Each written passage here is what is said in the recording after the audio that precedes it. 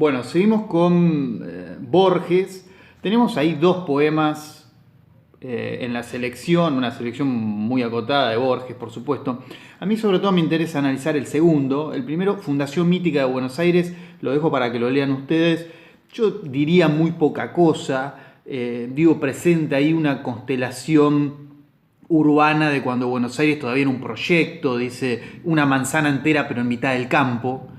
Lo que en el momento del poema ya se configura como Palermo y delimita la manzana por sus calles, dice Guatemala, Serrano, Paraguay, Gurruchaga.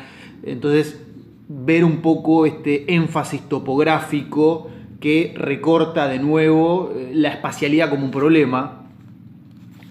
Y por ahí sí interesante esta situación que Borges ahí se para como en un momento liminar, está como en un límite entre lo que fue un desierto efectivamente, o lo que todavía sigue siendo un desierto, y la construcción incipiente de esta metrópolis que avanza sobre ese desierto. Me parece que es un poema a ese momento límite, donde el desierto ahí conurbanizado de Buenos Aires empieza a dejar de ser justamente un lugar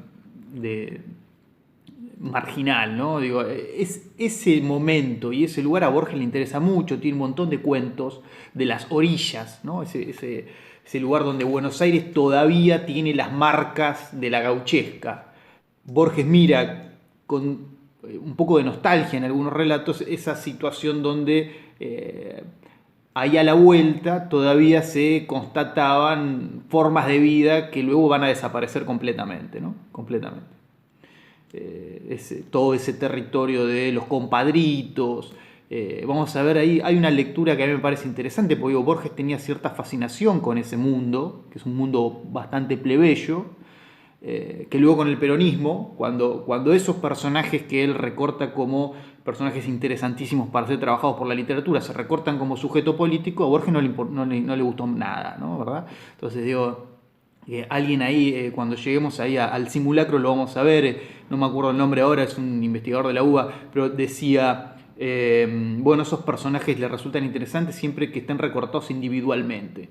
Donde apareció como sujeto colectivo, bueno, esa es la gran diferencia entre los orilleros de Borges y los peronistas del 17 de octubre, ¿no? Esa sería como una gran diferencia. Entonces, Fundación Mítica de Buenos Aires, la cuestión de la espacialidad, pero vamos a poema conjetural. Este sí es un poema que me interesa especialmente y que tiene que ver en algún punto también con la relación de Borges y el peronismo, que es una relación problemática. Dice ahí el poema, fíjense, lo primero que dice, el doctor Francisco Laprida, tiene como un epígrafe. El doctor Francisco Laprida, asesinado el día 22 de septiembre de 1829 por los montoneros de Aldao, piensa antes de morir, ¿no? Entonces, este sujeto, Laprida, que es un sujeto histórico, es un pariente lejano de Borges, al parecer, unitario. Otra vez actualizamos esa confrontación entre federales y unitarios. Muere en el desierto y Borges conjetura cuáles fueron esos últimos pensamientos. Por eso poema conjetural, ¿no? Es una conjetura sobre lo que Laprida podría haber pensado unos segundos antes de morir en el desierto, a manos de estos montoneros, ¿no? Puede ser leído como la representación de los liberales porteños vencidos por el protoperonismo, por este peronismo incipiente. Fíjense, es un poema de 1943. Digo, en este sentido tenemos ahí un párrafo de Monteleone en el prólogo. Él decía, lejos de su contexto de aparición, poema conjetural de Borges, parece la imparcial descripción poética de otro prócer nacional, pero el poema fue político. Escrito en 1943 contra las corrientes nacionalistas que imperaban en el gobierno militar de entonces, pocos años después se deslizaría en su sentido ideológico como una crítica al peronismo naciente. Ello supuso también una relectura de la gauchesca, ¿no? Por supuesto, vamos a ver que este poema entra en la serie de la gauchesca. Está el desierto, está la batalla, bueno. Entonces, vamos al poema. Vamos a la primera placa. Vamos a ver acá cómo recupera esta dicotomía sarmientina que aparece en Sarmientina, aparece previamente a Sarmiento en la gauchesca, acá ya es posterior. Pero si hacíamos la serie con la gauchesca, digo, aparece esta cuestión de la civilización y la barbarie. Están los civilizados y los bárbaros, evidentemente. Dice Borges, la victoria es de los otros. Vencen los bárbaros, los gauchos vencen. Yo que estudié las leyes y los cánones, yo, Francisco Narciso de la Prida, derrotado, soy derrotado, ¿no? Acá está explícitamente. El gaucho es el bárbaro, la Prida es el ciudadano, el civilizado, el unitario federales, civilizados y bárbaros, ¿verdad? Aparece explícitamente esta dicotomía. Dice más adelante, oigo los cascos de mi caliente muerte, esto es una figura retórica, se llama oxímoron para empezar a ver algunas figuras dentro de la composición poética, tiene que cuando se ponen dos palabras aparentemente contradictorias para dar un sentido poético, evidentemente, la muerte es fría, no es caliente, aunque en el momento incipiente de la muerte también puede ser caliente, la sangre todavía está caliente. Dice, oigo los cascos de mi caliente muerte que me busca, con jinetes, con belfos y con lanzas. El gaucho aparece acá, digo, los cascos son del gaucho que viene a matarlo. Aparece una descripción fragmentada, ¿se acuerdan? Como Echeverría con los indios, que eran un recorte de lanzas, no era una descripción total, una descripción humana, humanizada, ¿no? Tenía que ver con cierta cuestión de recorte, de fragmentación. Acá la operación parecería ser la misma.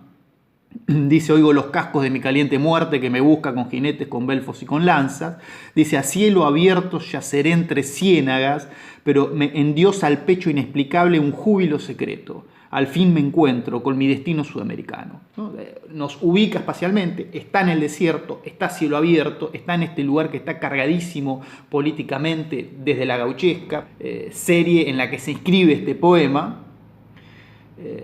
Y en ese contexto aparece este pensamiento heroico, el destino sudamericano de la Prida, ¿no? Dice, bueno, voy a morir acá en el lugar del salvaje, en el lugar del bárbaro, pero estoy muriendo por este destino sudamericano completamente elevado, ¿no? Yo que estudié leyes, etc.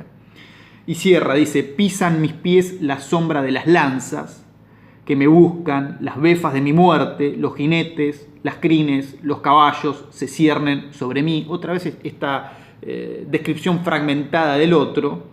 Y dice, ya el primer golpe, ya el duro hierro que me raja el pecho, el íntimo cuchillo en la garganta, ¿no? Esta adjetivación también, el íntimo cuchillo, porque se cree que la Prida muere con su propio cuchillo, ¿no? Le toman su propio cuchillo y lo matan con su propio puñal, su propia arma, ¿no? Entonces dice, el íntimo cuchillo en la garganta.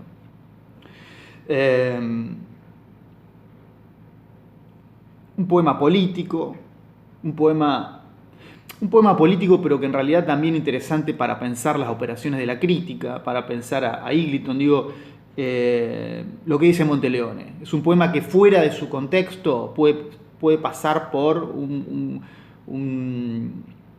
poema laudatorio a un prócer nacional y punto. Ahora, fue escrito en el 43, se inscribe en una serie, hay activados una serie de temas que tienen su carga política específica, que nosotros ya lo fuimos viendo a partir de leer algunos fragmentos de otros poemas. Entonces no es un poema más, a San Martín, a Belgrano, a la Prida, a quien fuera, más allá de la corriente ideológica que se tiene. Es un poema que está operando en el presente político de Borges, que está operando en la tradición, porque se inscribe en esa tradición, en la tradición de la gauchesca, está operando al interior del campo literario, porque está produciendo este objeto que se inscribe en esa tradición, pero también está operando en cierto debate público, porque está operando en cierta representación de la política contemporánea Borges del 43. ¿no? Es decir, está naciendo el peronismo y Borges escribe que los padres de este peronismo, es decir, los montoneros federales, mataron cruelmente, vilmente a un valiente,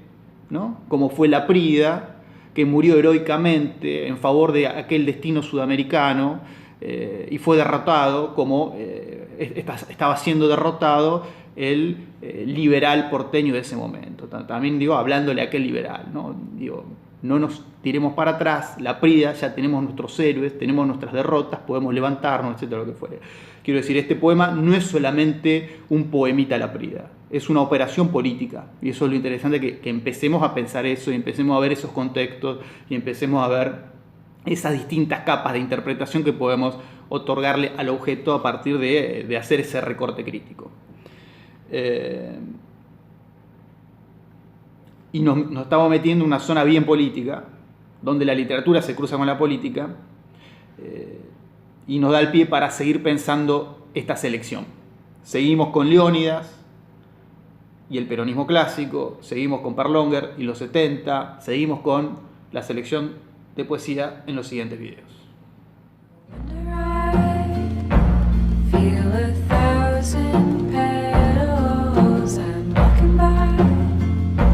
Cherry blossoms in the sky.